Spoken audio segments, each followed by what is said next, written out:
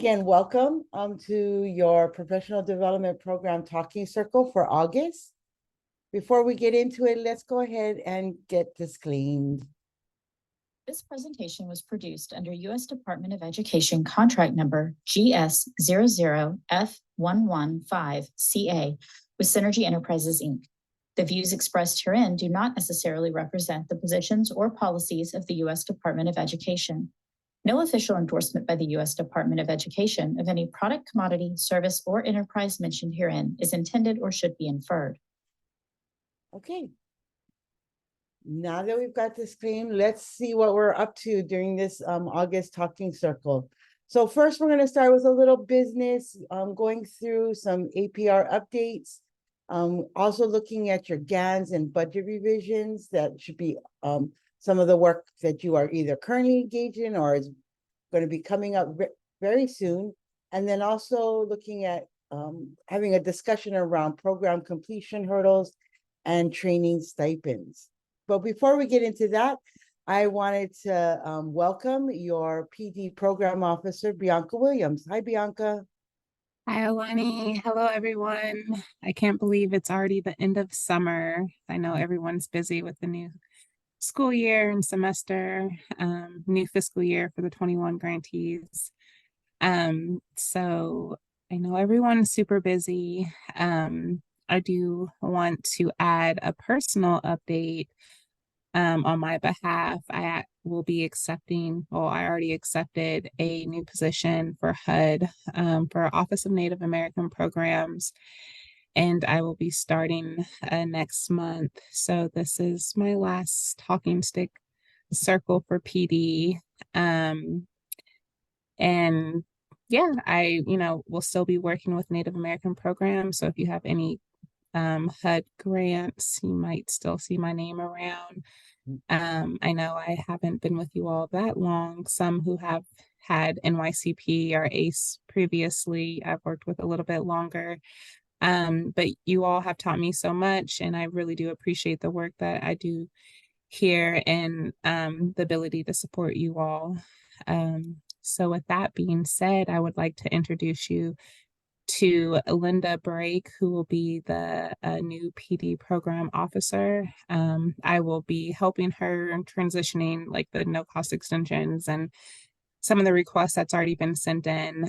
I have been super busy with the new competition and closing everything out. So I know there's a lot of emails I still need to catch up on and things I need to update, but I am definitely, that's all on my to-do list before I leave on the 1st. So, but yeah, Linda's awesome. She definitely is a fast learner.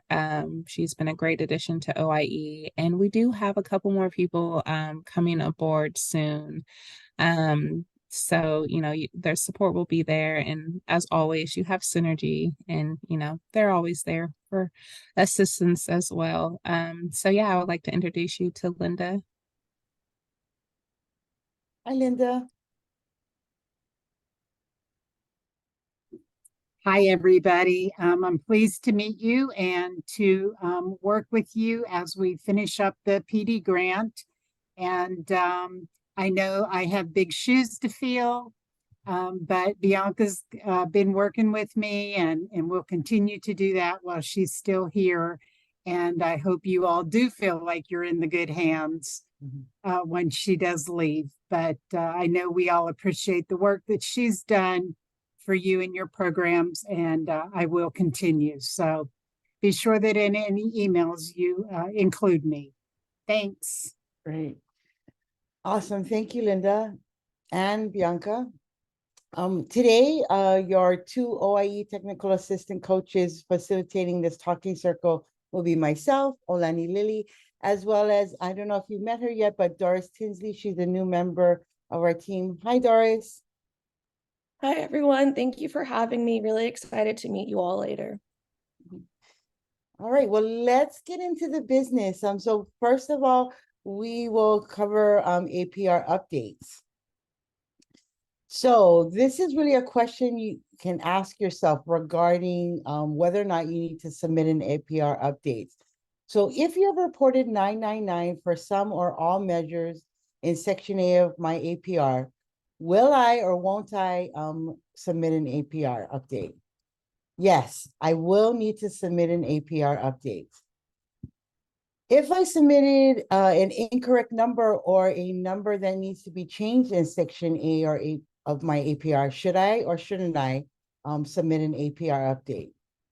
Well, yeah, I should. I should submit an APR update in order to correct that number or to be able to change any kind of number or information in my section A. And the next question I want to ask myself is, have I submitted all correct and complete data in section A of my APR, and I did not report 999 for any measures? Should I or shouldn't I submit an APR update?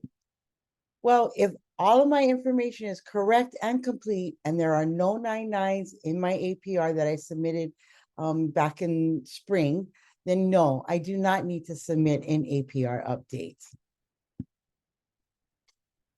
If I did report 999 or I do want to make some corrections, then I want to go ahead and use this JOT form to be able to submit my APR.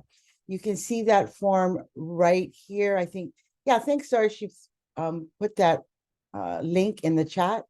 APR updates must include all measures that were reported as 999 in the spring 2023 APR. Complete all the required sections of the required form. That includes the explanation of progress in your section A. And we encourage you to include the optional section C tool if you need to maybe update the numbers, or even maybe you didn't submit it the first time around. Here's your opportunity to submit that optional section C tool. Now, sometimes I know it's been a moment since you submitted your APR. And so when I keep saying like you need to submit your section A, what are we talking about? Well, that's this portion of your APR. And this is the only portion of your APR that needs to be updated. Unless maybe you didn't submit your optional section C tool the first time around, you can go ahead and submit that as well. And so this is really the only section you need to submit. Well, what are you putting in that section? Just a reminder that you want to submit all GEPRA and project measures, project objectives. You do not want to include any new objectives, just update the ones that you submitted in spring. And so again, you can see where all the X's are is really where you should not be reporting any number any number or information or ratio or raw number or anything. That should be pretty much left blank. I know sometimes when you maybe click on maybe mistakenly when you're doing your GEPRA, you click on the target ratio column, and then G5 won't let you sort of move on unless you put a number there. If that happens to you, just put 1/1, and we'll know that you kind of had that G5 glitch and that you actually aren't reporting anything in that target ratio column. So for GEPRA, you should only be reporting, we should only see a number in the actual performance data ratio column. And for your project, we should see numbers being in both the target and actual performance ratio columns.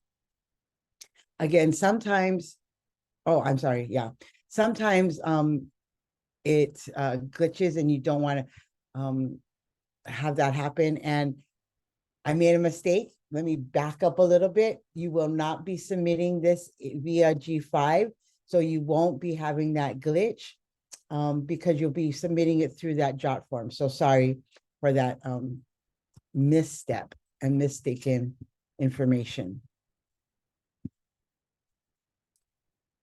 Sorry. APR for your APR update that is due for fiscal year 18, due October 26th, and for fiscal year 21 grantees that will be due September 14th. Okay, it's an opportunity to update your section A, but you must update any measures definitely that you reported 999 in the spring APR.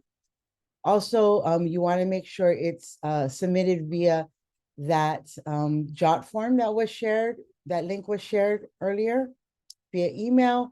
More details providing more information are upcoming.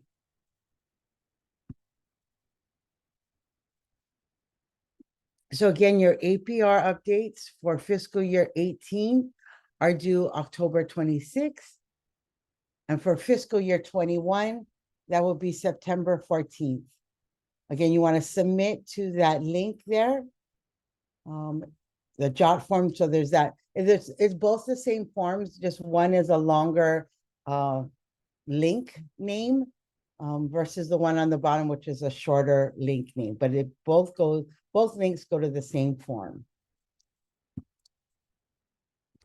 Then for our fiscal year 18 grantees only, we're going to get into a little bit of no cost extension discussion and final performance reports.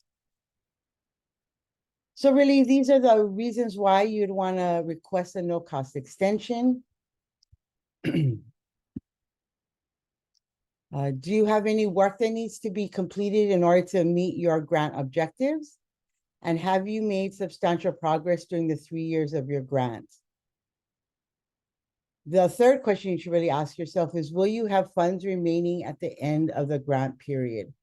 If any of these conditions, you're facing any of these conditions and you meet those conditions, then you may want to consider submitting an NCE, a no cost extension.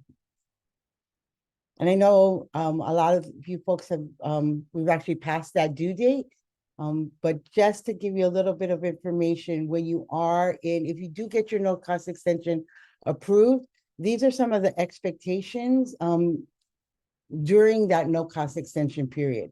One is that you're still expected to complete your APR update for this year, also attend talking circles and any TA opportunities. And then third, participate in the project directors meeting. Again, these are the expectations of grantees during that no cost extension period. The due date for no cost extension requests have actually passed due, but there is a JOT form here. If you still maybe want to submit, then you really need to contact Bianca very quickly, like today, in order to see if you can still submit. I don't know if that is optional, but if that's the case, then you really need to communicate quickly. For those of you who are not applying for NCEs and you will be submitting a final performance report, again, this is only for fiscal year 18 grantees. That report is due 120 days after the last day of your grant. We do have a FPR webinar up on YouTube.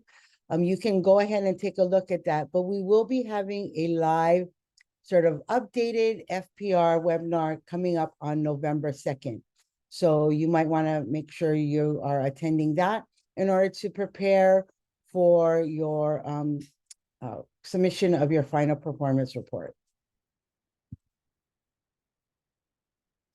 Now, for fiscal year 21 grantees, you should be receiving or have received already your grant award notifications as you start to wrap up the first year of your grant and start preparing for the second year of grant to begin on October.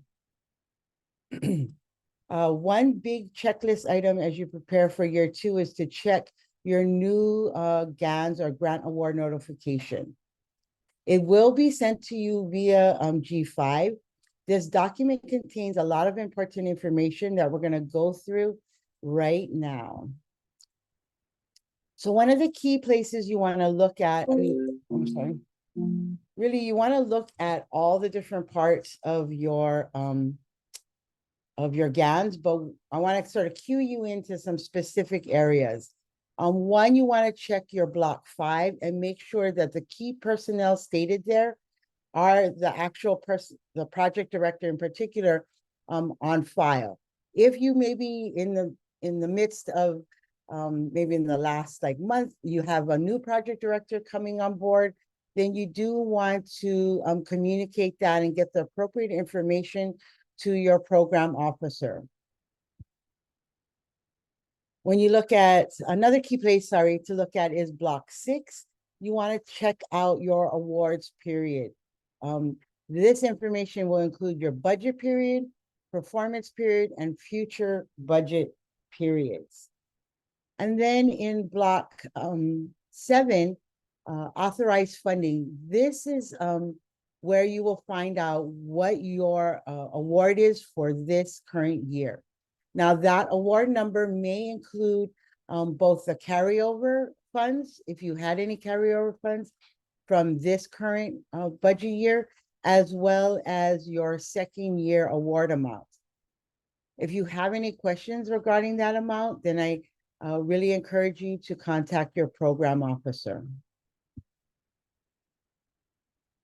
When we look at any carryover funds at the end of the year, if you, excuse me, if you do have carryover funds, then you want to make sure that will be reflected in that award amount. And if there were any budget cuts, again, that might also be reflected in your current funding amount for this upcoming year. The carryover must stay in the budget category it was budgeted in this current year. The area where you can revise and move money around is in your new grant year award amount. So what does that look like? So again, year 2 carryover plus your year 3 grant award will equal the total year 3 budget amount. Again, if you have any questions regarding that, then I want to encourage you to contact your program officer as soon as possible. Another area of your GANs that you should look at, really take a look at, is the block 10, terms and conditions. And so there may be restrictions or conditions that have been placed on your award amount. So you want to be able to look at this section to see if there are any restrictions or conditions. There also may be requirements for either quarterly reporting, route payment, along with other conditions. If you have any questions, again, regarding those conditions, please contact your program officer to get more details regarding the conditions. So we will be, you will be having budget revisions coming up, again, because you're going to be looking at that year 3 amount and deciding on where you want to maybe adjust the year 3 funds. Can only revise the year 3 funds, not the carryover funds. So that budget revision will be due October 12th. It is required for all fiscal year 21 grantees.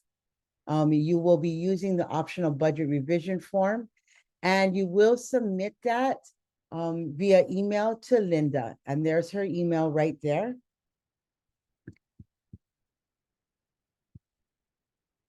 Oops. Okay. Again, this will be the form, the optional budget revision form that you will be providing for the PD grantees fiscal year 21. I'm going to just take a short pause to see if there's any questions in the chat. Okay, thank you, Doris, for putting Linda's email and all the forms. No, this will not be this form is not to request carryover.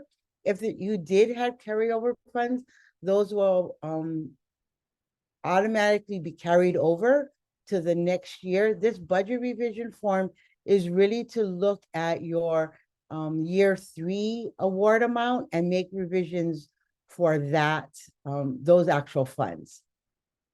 I hope that answers your question, Krista.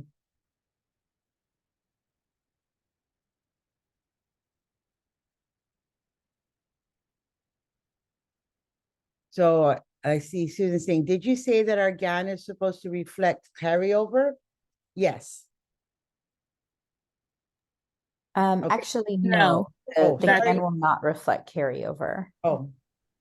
Yeah, Okay. the GAN will only reflect your Award new amount. award. If you have any remaining funds from previous years, that will be carried over. If there was any reductions that you're expecting from carryover, that would have been made from your new award. So if you were reduced, if you had like $300,000 for carryover and it wasn't justified or unallowable, your new award will be reduced by $300,000. So, I guess the GAN will show if you had a reduction, which would come, from a result from your carryover request. Thank goodness we have everybody who knows what's going on the call. Because that was a big no for me. Sorry, guys. Thanks, Sarah and Bianca, for that correction. So I hope I didn't confuse anybody.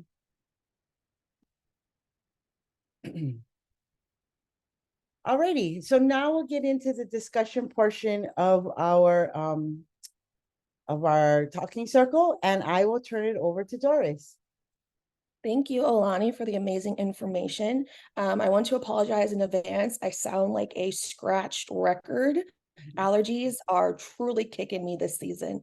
Like I said, thank you, Olani, for the amazing information. Not only are these talking circles for sharing the important information, the updates, but it's also for us to get together and share our ups and downs, our challenges, our accomplishments. And so we are going to talk about program completion, and we're going to break out into our breakout rooms and discuss the questions that are on the slide. I also posted them in the chat just in case the slides don't come into your breakout room. And this time, we really just want to talk about what are the common hurdles that your program has encountered. How did you, overcome these unique hurdles? What have been your most effective strategies to assist your participants? And lastly, how could OIE potentially assist these your navigation in these hurdles and these challenges and any other unique challenges you may have had. So I'm going to put everyone in your breakout rooms now, but also feel free to pop back to the main room if you have any questions or things go wrong. So I just opened the rooms, and please let me know if you need help getting into your room. Back, everyone, I hope you guys all had some really great conversations. Just giving folks a few more moments.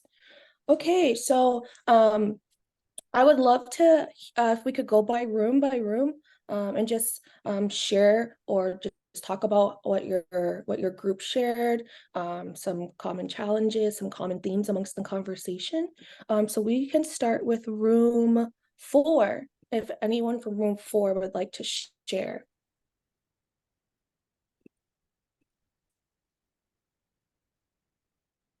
And that would be Angela, Laura, Linda, Nancy.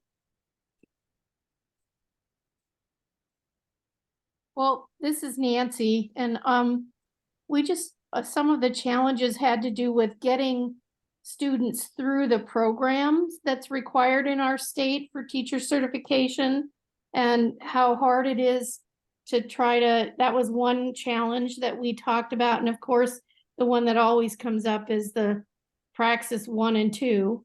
And in Nebraska, Praxis 1 no longer is required, and we think Praxis 2 is on its way out too. So, and it isn't just a hurdle for our students, it's a hurdle for all students in our campus, so it became a statewide effort there. So those two things. Yeah. Thank you for sharing. Does anyone else from room 4 want to add, or did Nancy hit it on the head for everybody?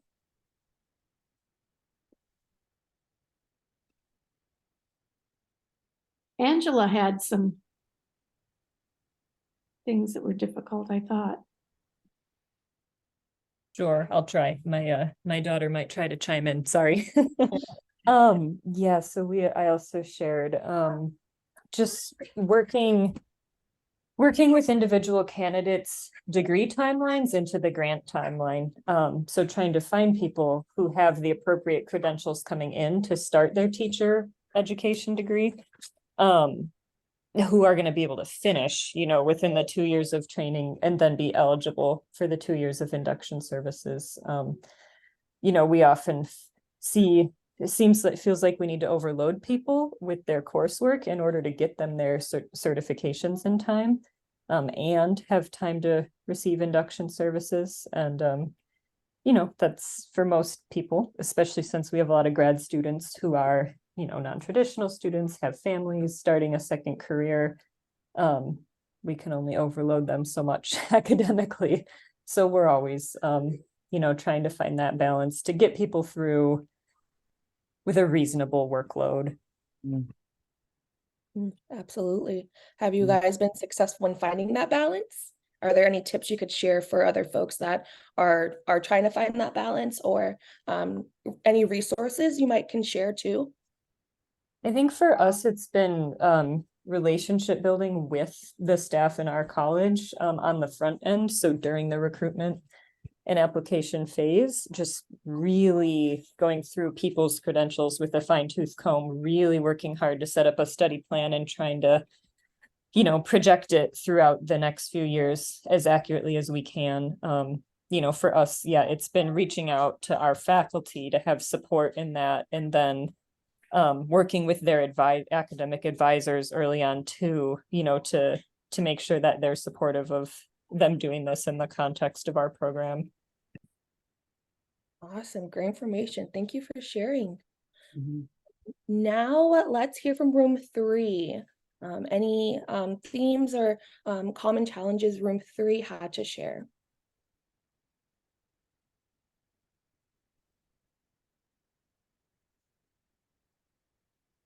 And that room had Allison and Dana. Sorry, I forgot my room number. Problem. We had some really good sharing going on. The challenges we faced were similar with regards to completion of people having family issues and constraints, but there were also some really good points on how to overcome them. And I know that there was some last minute sharing of academic coaching and support plans and wellness coaching that have been provided to students. Our program gave them extra time through an extended ed program so that they could stay enrolled to finish their credential. So a lot of good sharing went on from everybody. Awesome, thank you. Anyone else in Allison's group like to add?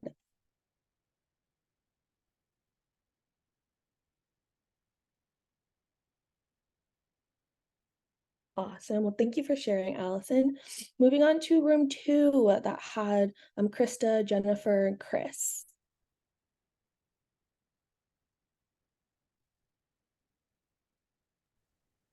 I think we kind of shared a lot of common, issues with our programs. A lot of it was recruiting, finding students that were eligible and then that would want to participate. And then on the back end of it would be students actually attending the professional development on the end whenever they're closing out was another hurdle that we had came across. Awesome. Did your group talk about how you 3 have found ways to overcome those challenges? Any resources to share with the larger group that may be facing recruitment struggles as well?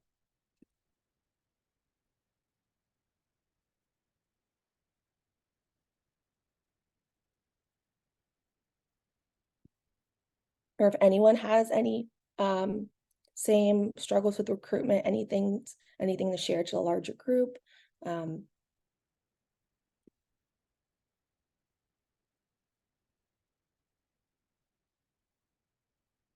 Awesome. Well, if you guys do think of anything, please feel free to pop in the chat to allow others to learn more about what you're doing or ways to,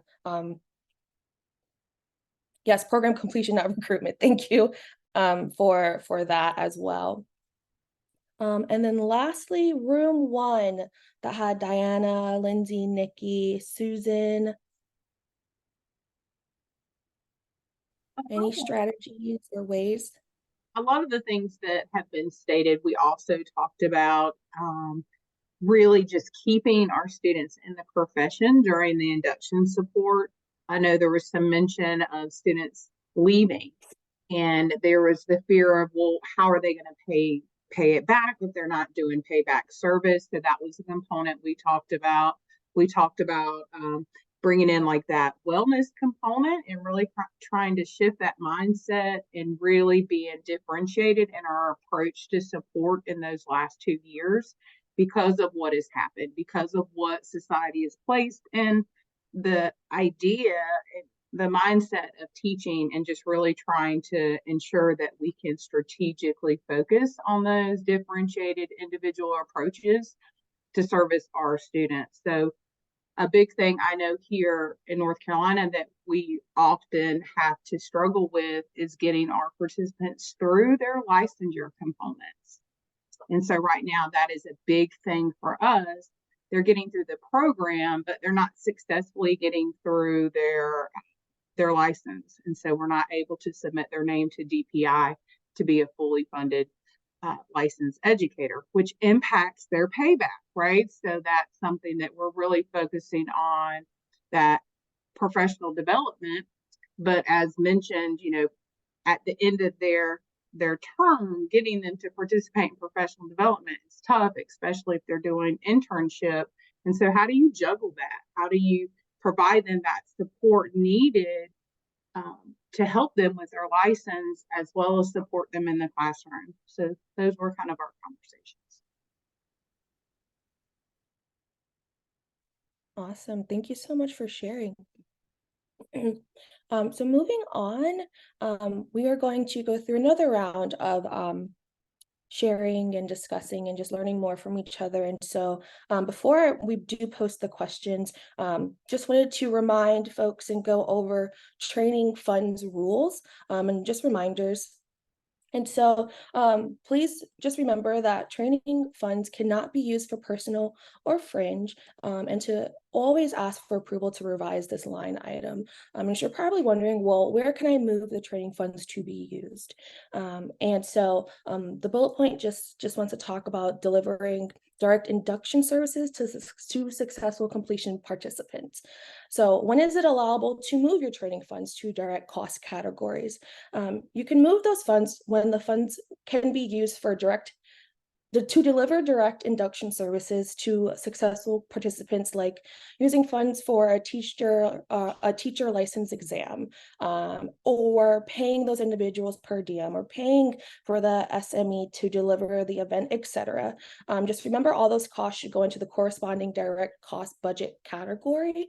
And if you do have any questions, always tap into your program officer or your TAs, especially your supporters in OIE can definitely help learn more about well, when can we move those funds and how can we move those funds? And so just moving on to our great discussion and just learning more from each other. And I will post the questions in the chat if you need them to go into your breakout rooms. And so what we want to talk about and just go through today is, what alternative uses have you found for your training funds? What are ways that you wish you could use your training funds? And what training stipend questions do you have for us or for each other today? And so I'm going to reopen the rooms. Like always, please jump back and let us know if things are not going well in those rooms or you need help.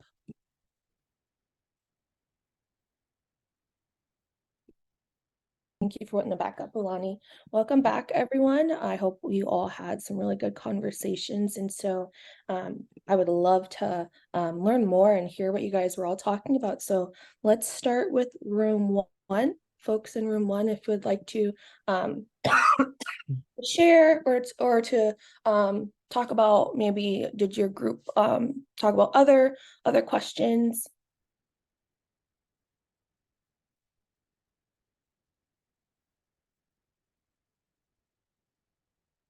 And that group had, I think, oh, sorry. Oh, I think most of us agreed that one of the things that we've done is increase stipends. And I think for our program in particular at University of Mary, what we've done is we've also given them the opportunity if they wanted to pursue a certain certificate that is applicable. We also offer that. awesome. Any other folks in group one? What are some ways that you have used your training stipends?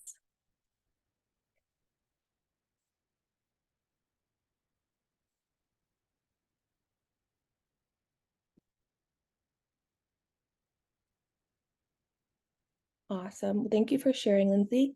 Moving on to group two. Had Chris, Patrick, Krista, Jennifer. What are some ways that you use your stipends or wish you could use your stipends? We had a couple of us in there that were from administrator programs, and so it's really hard because we don't have stipends written into ours necessarily, because all of our participants are typically working more than 20 hours a week and not enrolled full time. So we have to get extra creative with utilizing those funds. Some ways we've done that. I know I've offered to pay for testing fees, and there's actually a boot camp at the university that I partner with for their principal and superintendent certification tests, program required travel, research publications, things like that.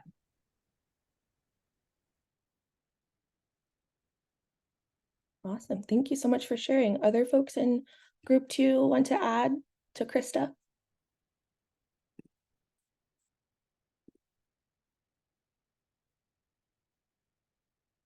Awesome. Well, thank you, Krista, for sharing your creativity through your program. Group three, again, that had Allison's group. Any questions or alternative uses for your stipends?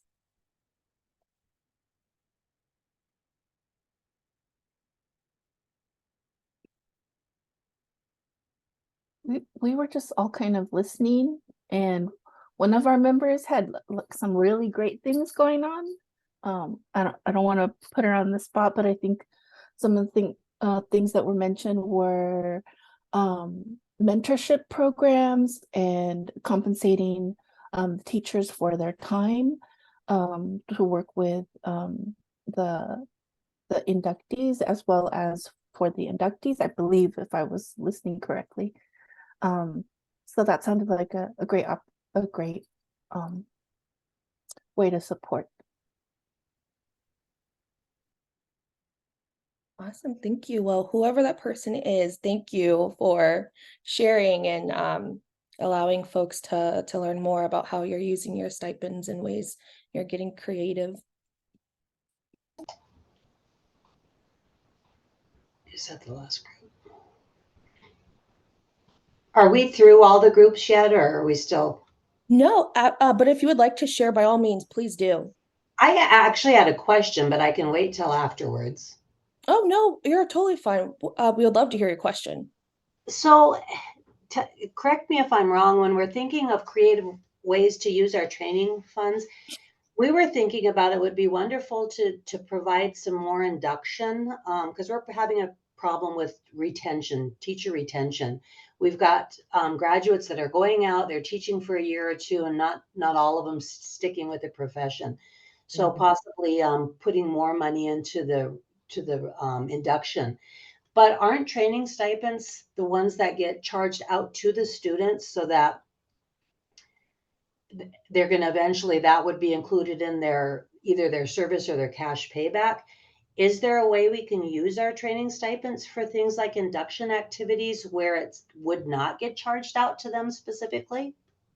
Because I guess what our issue is, and our concern, and this came up when we increased their student monthly stipends, was that's more debt for them if for some reason either they don't complete the program and they end up going into cash payback, or they do complete the program but they don't complete their whole service payback because they stop teaching after a year. We're trying to avoid actually ways that, that huge amount that they may end up potentially having to pay back. Yeah, I'm going to tag in program officers Bianca and Linda and even Sarah to provide their expertise on that as well. Okay. Yeah, unfortunately, it is a service payback obligation. The amount of that we provide to them would be the amount that they would be required to pay back. And that's just for that training amount. So, it's still be an addition. If I can jump in, I know some things research-wise that are happening is you really have to look at, are teachers leaving because they're not being compensated enough money or they don't like the work. And one thing I notice is that a whole lot of teacher education programs are getting students out into the field and into classrooms, even as early as their freshman year, so they can see what's involved in actually becoming an educator and learning early what they like and don't like about it.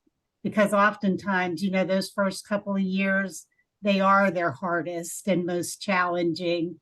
And, then if they weren't prepared for those issues, then they don't have the satisfaction to remain in the education field.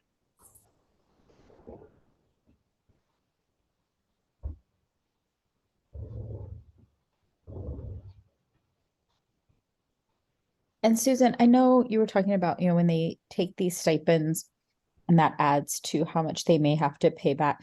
They do have the option of choosing not to receive the stipend. That may be a hard sell for some of your students. But I know there was one grantee, and I'm not going to remember which one, but maybe it's one of you and you'll chime in that it was you.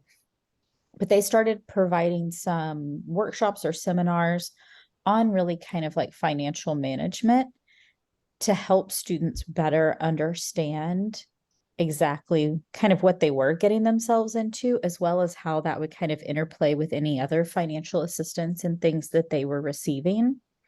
So that might be something that could potentially be helpful for some of your students as well, so that maybe they better understand how that's going to add to what they could potentially have to pay back in the future.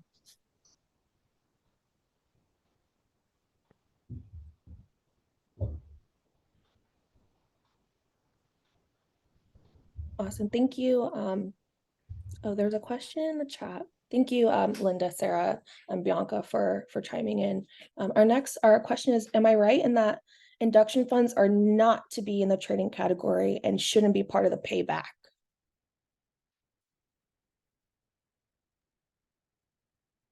Yes, that's correct, Nancy.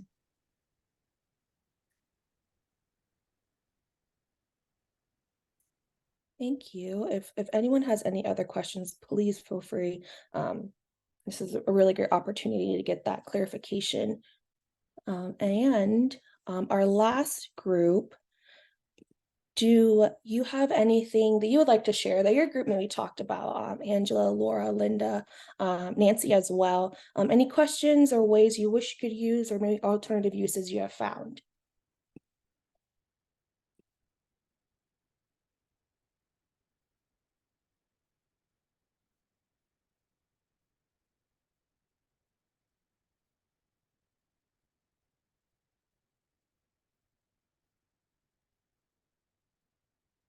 And for those arriving, we are just talking about our training stipends, and the questions are on the slide, alternative uses, or any questions you may have. This is a great opportunity to share if you do have any.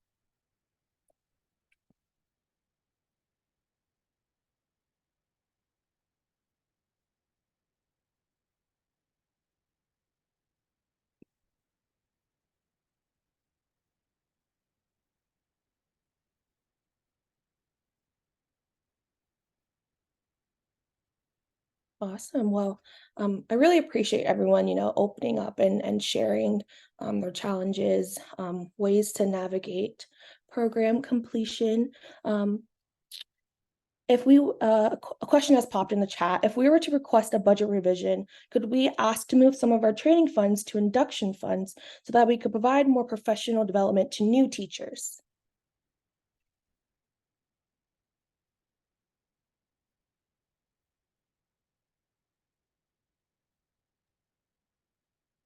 Yeah, Susan, that's actually one of the things that we were sharing up in the slide about budget revisions. As far as, you know, where you can move your training funds. So you can move it to provide induction for successful program completers. So it would need to specifically be for the induction for those who've completed the training portion of the program, but that is an allowable move. Great, good news. Yeah.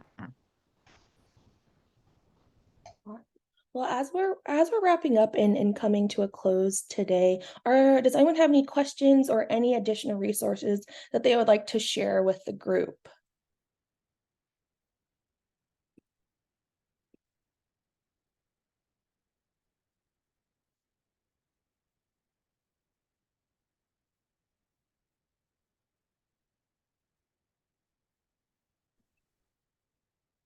And if you don't have any right now, we encourage you to always email us, email your program officers, email the TAs here. We're always here to help. As we move on, I believe the recordings get posted on our YouTube, and I can share that link here soon. Yeah, they get posted on our YouTube channel, as well as on the OIE website. Just based on who posts them in each spot, they typically go up on the YouTube within 1 to 2 days, and then they're normally up on the OIE website within a week. Thank you. So as we're going through, please submit your feedback.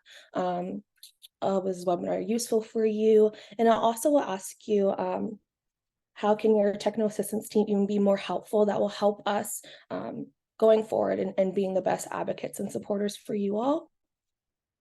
Moving on, each year in August, we distribute a grantee satisfaction survey. So you all should have gotten them in your emails. Please check your emails and please complete the following survey that we have shared in the chat. It's really helpful. It'll take 5 minutes to complete. We want to make sure we're meeting your needs, and this type of feedback can help us do that the best way we can. Lastly, please connect with your OIE technical assistance team. If you would like to contact us, here's our email and we'll pop it in the chat for you.